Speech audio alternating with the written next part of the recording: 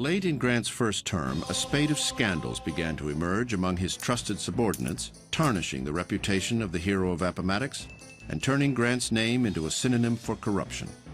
It seemed to America that the president was asleep at the wheel. Oh my God, you've got credit mobilier, you've got the whiskey ring, you've got people lining their pockets from the federal coffers. Where was Grant? Where was this great general? I think it's true. Grant didn't know the whiskey rings were going on, the Indian frauds were going on, the credit mobilier scandal was going on.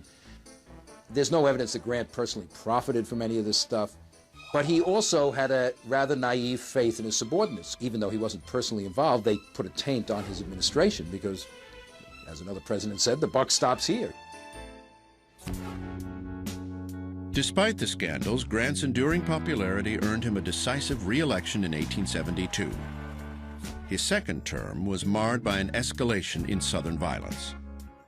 Things began to fall apart after Grant was re-elected in 1872. One Southern state after another was recaptured by the Democrats. Violence continued.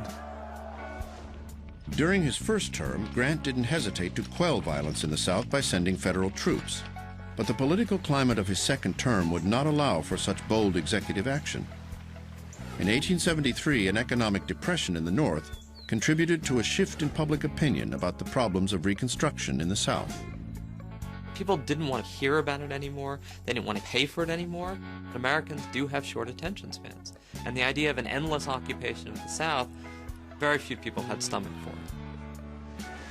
So, by 1875, when the governor of Mississippi asked for federal troops to end an outbreak of electoral violence, Grant failed to act.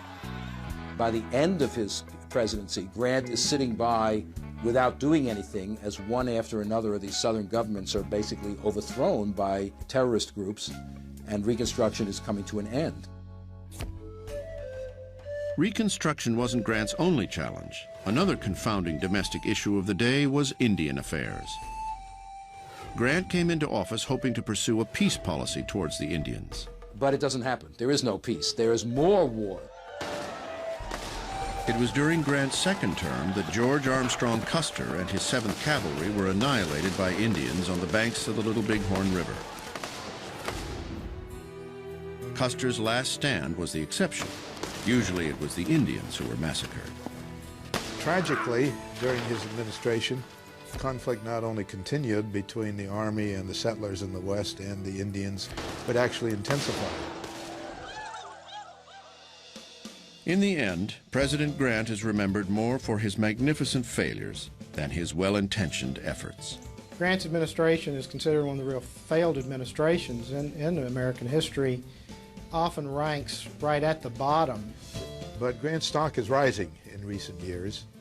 In a lot of ways, he is not remembered and not credited for the really astonishing steps toward black equality that occurred during his 2 terms in office.